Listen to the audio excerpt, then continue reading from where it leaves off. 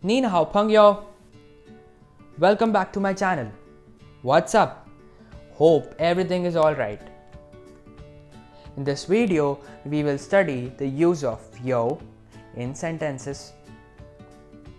So, yo means to have or has. It is a verb.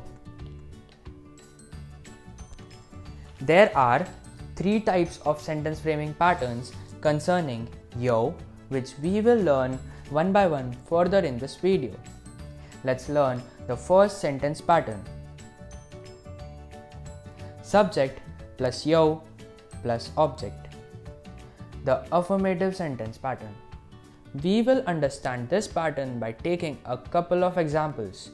The first example is Tha yo yi pan shu, which means he has a book. Looking at the second example, 我们系有外国老师. Our department has foreign teachers. In both the examples, we can see that the subject is placed before yo and the object, whether it is a book or foreign teachers, is placed after yo. I think this was simple to understand.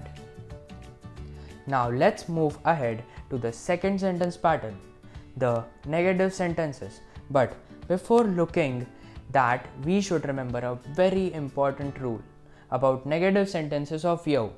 We know that no or not in Chinese has many different characters, each used during different situations.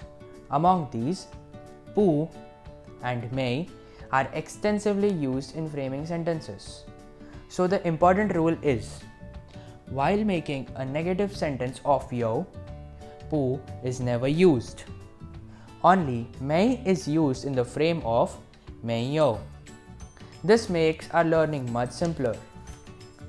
So let's see the negative sentence pattern. Subject plus may yo plus object. Looking at the first example, Tha没有姐姐. He doesn't have an older sister. The second example, 我没有时间去市场买东西. Here, 市场 means market and 东西 means things. This sentence means I don't have time to go to the market to buy things.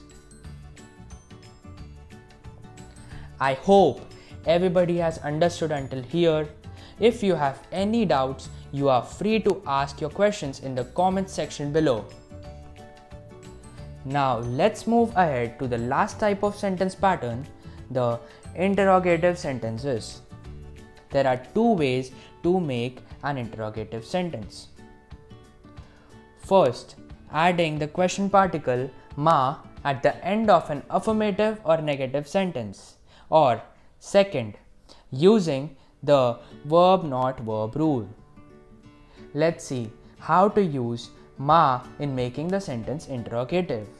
It is very simple to understand. Let's see why.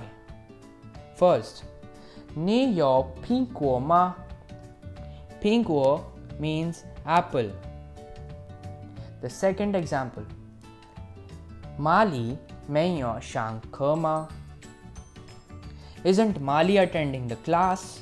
Here, Shankar means to attend. In both these sentences, you can see that ma just gets added at the end of the affirmative sentence as well as the negative sentence.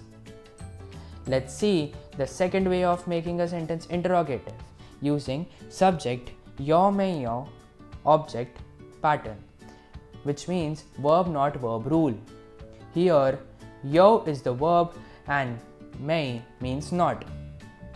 The first example is 你有没有名片?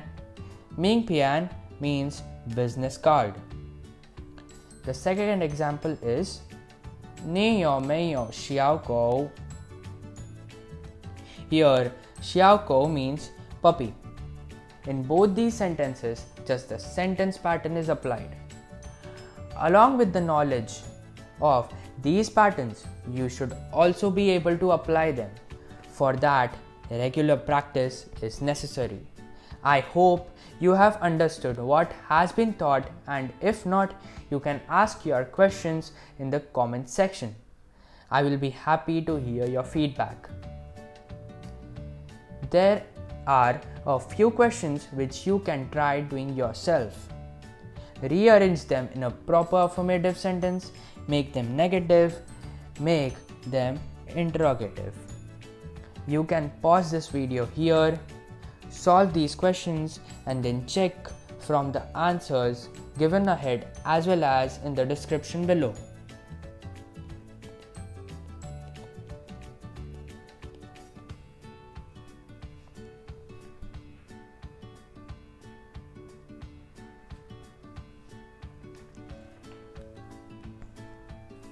You can take a screenshot of these answers for your later use.